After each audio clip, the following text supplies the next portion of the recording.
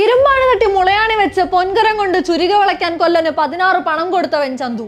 മാറ്റം ചുരിക ചോദിച്ചപ്പോൾ മറന്നുപോയെന്ന് കളവ് പറഞ്ഞവൻ ചന്തു. മടിയിൽ അംഗത്തളർച്ചയോടെ കിടക്കുന്ന വീരന്റെ വയറ്റിൽ കുത്തുവിളക്കിന്റെ തണ്ട് താഴ്ത്തി മാറ്റാൻ കൂട്ടത്തിലേക്ക് ചാടി രക്ഷപ്പെട്ടവൻ ചന്തു.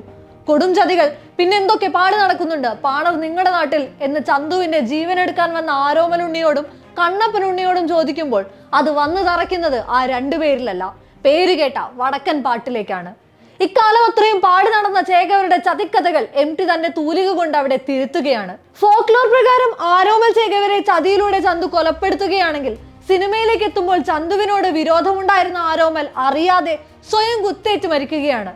ചന്തു ചതിച്ചതാണച്ച, ചന്തു ചതിച്ചതാണ് ആർച്ച എന്ന് പാടിക്കൊണ്ട് MT തന്റെ വീരഗാഥ ആരംഭിക്കുമ്പോൾ അവിടെ ചതിയൻ ചന്തുവിന്റെ മറ്റൊരു മുഖം തെളിയുകയാണ്. അംഗത്തിനിറങ്ങുന്ന ചന്തു തനിക്കേറ്റ തിരിച്ചടികൾ കൂടെ പറയുന്നു. ജീവിതത്തിൽ ചന്തുവിനെ തോൽപ്പിച്ചിട്ടുണ്ട് പലരും പലവട്ടം. മലയനോട് തൊടുത്തു മരിച്ച അച്ഛൻ ആദ്യം എന്നെ തോൽപ്പിച്ചു. സ്നേഹം പങ്കുവെക്കുമ്പോൾ കൈവിറച്ച ഗുരുനാഥൻ പിന്നെ തോൽപ്പിച്ചു. പൊന്നിനും പണത്തിനുമൊപ്പം സ്നേഹം തൂക്കി നോക്കിയപ്പോൾ മോഹിച്ച പെണ്ണും എന്നെ തോൽപ്പിച്ചു. അവസാനം സത്യം വിശ്വസിക്കാത്ത ചങ്ങാതിയും തോൽപ്പിച്ചു. തോൽവികൾ ഏറ്റുവാങ്ങാൻ ചന്തുവിന്റെ ജീവിതം പിന്നെയും ബാക്കി. എത്ര ധീരമായാണ് ആ കാഥികൻ കേട്ടുപഴകിയ കഥയെ മറ്റൊരു കണ്ണിലൂടെ മാറ്റി പറഞ്ഞത്. ചരിത്ര കഥകളിലൂടെ നൂറ്റാണ്ടുകൾ കൊണ്ട് ചതിയനായ ചന്തുവിനെ ഒരൊറ്റ കഥയിൽ അയാൾ നായകനാക്കി. ജാതി സമ്പ്രദായങ്ങളുടെ ഇരയായി മാറിയ അയാൾ. യഥാർത്ഥ കഥ ഇതൊന്നുമല്ലെന്നറിഞ്ഞിട്ടും മലയാളികൾ ആ ചന്തുവിനെ സ്വീകരിച്ചു. നായകനായി മമ്മൂട്ടി കൂടെ എത്തിയപ്പോൾ MTയുടെ കഥ കൂടുതൽ കൺവിൻസിംഗ് ആയി. 4 നാഷണൽ ഫിലിം അവാർഡുകളും അതിലിരട്ടി സംസ്ഥാന ഫിലിം അവാർഡുകളും വാരിക്കൂട്ടിയ ചിത്രം ഒരു പുതിയ പെർസ്പെക്റ്റീവിനെ കൂടെ പരിചയപ്പെടുത്തുകയായിരുന്നു. MT മമ്മൂട്ടി കൂട്ടുകെട്ടിൽ വർഷങ്ങൾക്ക് ശേഷം മറ്റൊരു ചരിത്ര സിനിമ കൂടെ എത്തി, കേരളവർമ്മ പഴശ്ശിരാജ. പഴശ്ശിരാജാവായി മമ്മൂട്ടി എത്തിയ ചിത്രത്തിന്റെ ക്ലൈമാക്സിൽ ചെറിയൊരു തിരുത്തു വരുത്തുന്നുണ്ട് MT. ബ്രിട്ടീഷ് പട്ടാളത്തോട് പിടിച്ചു നിൽക്കാനാവാതെ ഒടുവിൽ വിരലിൽ കിടന്ന വജ്രമോതിരം വിഴുങ്ങിയാണ് ജീവൻ ഒടുക്കുന്നതെന്നാണ് പാഠപുസ്തകങ്ങൾ പഠിപ്പിക്കുന്നത്. പക്ഷെ MTയുടെ പഴശ്ശി ഒറ്റയാൾ യുദ്ധം ചെയ്ത് വീരമൃത്യു വരിക്കുകയാണ്. പഴശ്ശിയുടെ മരണത്തിൽ പല കഥകൾ പരക്കുമ്പോഴും MT സ്വീകരിച്ച് അവസാനത്തെ ശ്വാസം വരെയും പയച്ചു നിൽക്കാൻ ഇറങ്ങിത്തിരിച്ച കേരളവർമ്മ പഴശ്ശിരാജ തമ്പുരാനെയാണ്. സന്തോഷ് ശിവന്റെ സംവിധാനത്തിൽ 2011 പുറത്തിറങ്ങിയ ഉറുമിയിലും എഴുത്തുകാരൻ ശങ്കർ രാമകൃഷ്ണൻ അത്തരമൊരു തിരുത്തൽ നൽകിയത് കാണാം. ചിത്രത്തിൽ വാസ്കോഡി ഗാമയെ കേളു കൊല്ലുന്നുണ്ട്. പക്ഷെ ചരിത്രം പറയുന്നത് വാസ്കോഡി ഗാമ കോളറ ബാധിച്ചാണ് മരണപ്പെടുന്നതെന്നാണ്, അതും കൊച്ചിയിൽ വെച്ച്.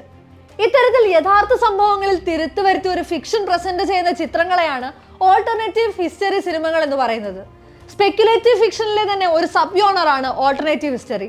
ചരിത്ര സംഭവങ്ങളെ പുനർവിചിന്തനം ചെയ്യുന്ന ഇത്തരം സിനിമകൾ ചരിത്രത്തിലെ പ്രധാന സംഭവങ്ങൾ മറ്റൊരു തരത്തിൽ വെളിപ്പെട്ടിരുന്നെങ്കിൽ ലോകം എങ്ങനെ വ്യത്യസ്തമാകുമായിരുന്നു എന്നുകൂടെ ഓർമ്മിപ്പിക്കുന്നു. വാട്ട് ഇഫ് സിനാരിയോകളെ വളരെ രസകരമായി അവതരിപ്പിക്കുകയാണ് ഇത്തരം സിനിമകൾ ചെയ്യുന്നത്. അതിനായി ഫാന്റസി, ഡ്രാമ, സയൻസ് ഫിക്ഷൻ തുടങ്ങി പല സ്പൈസസും കൂടെ ചേർക്കാറുണ്ട്. ക്വിന്റൻ ടാരന്റീനോയുടെ ഇൻഗ്ലോറിയസ് ബാസ്റ്റേർഡ്സ് അതിന് നല്ലൊരു ഉദാഹരണമാണ്. അഡോൾഫ് ഹിറ്റ്ലറുടെ സാങ്കല്പിക കൊലപാതകമാണ് ചിത്രം അവതരിപ്പിക്കുന്നത്. 2ാം ലോക മഹായുദ്ധകാലത്തെ ജർമ്മൻ ഒക്യുപ്പൈഡ് ഫ്രാൻസിൽ നടക്കുന്ന കഥയിൽ ഏറ്റവും ഒടുക്കം ബാസ്റ്റേർഡ്സും ഷോഷനെയും ചേർന്ന് ക്രിയേറ്റ് ചെയ്യുന്ന തീപിടുത്തത്തിൽ ഹിറ്റ്ലർ മരണപ്പെടുന്നു.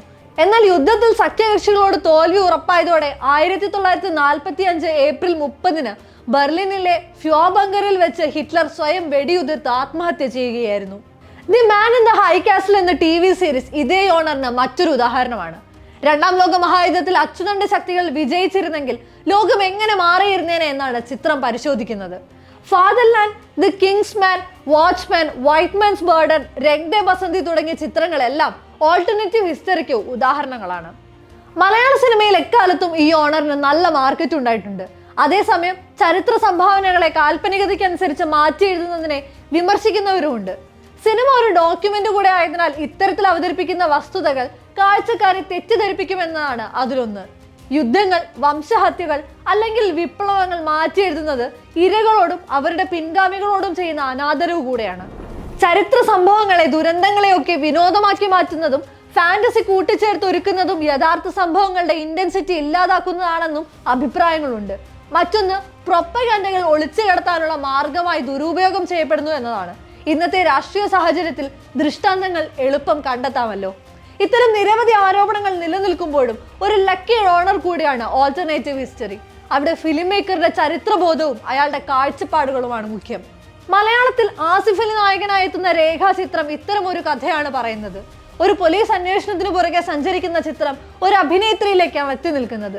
കാതോട് കാതോരം എന്ന സിനിമയുടെ സെറ്റിൽ നടക്കുന്ന സംഭവം എന്ന ട്രെയിലറിൽ സൂചന നൽകുന്ന ചിത്രം ഒരുപക്ഷെ കേരളത്തിലെ ഏതെങ്കിലും സുപ്രധാന കൊലപാതകങ്ങളിലൂടെയാകാം സഞ്ചരിക്കുന്നത്.